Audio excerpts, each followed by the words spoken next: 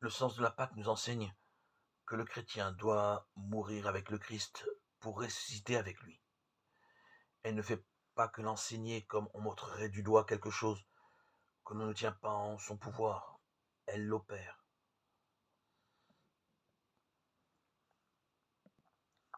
Le texte connu des disciples d'Emmaüs dans l'évangile de Luc se termine par le retour des 2 disciples à Jérusalem. On se souvient qu'ils avaient fait route avec leur cité sans d'abord le reconnaître. Même quand il leur avait expliqué que la loi, les écrits des prophètes et les psaumes parlaient de lui, ils l'ont enfin reconnu dans l'auberge à Emmaüs, quand Jésus a prononcé la bénédiction sur le pain et l'a rompu.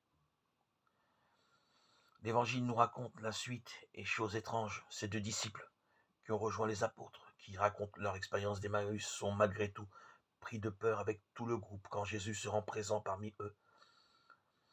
Jésus réitère la même pédagogie que l'on peut lire dans d'autres récits d'apparition à des disciples. Il calme les esprits et donne à voir ou à toucher son corps martyrisé. Comme à Emmaüs, il prend le repas. Il relit les Écritures en se révélant comme le Messie annoncé. Les textes du Nouveau Testament nous donnent la clé de lecture pour comprendre en quoi l'Ancien Testament a à voir avec Jésus.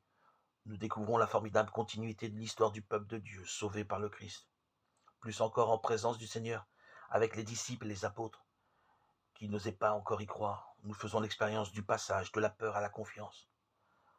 Autrement dit, du passage à la foi.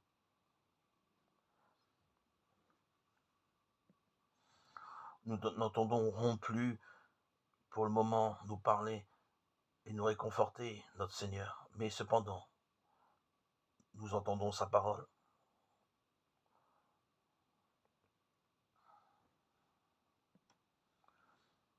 Ainsi qu'il est écrit, le 3e jour, il est ressuscité des morts. Garde à ton peuple sa joie, Seigneur, toi qui refais ses forces et sa jeunesse. Tu nous as rendu la dignité de fils de Dieu, de fille de Dieu. Affermis-nous dans l'espérance de la résurrection.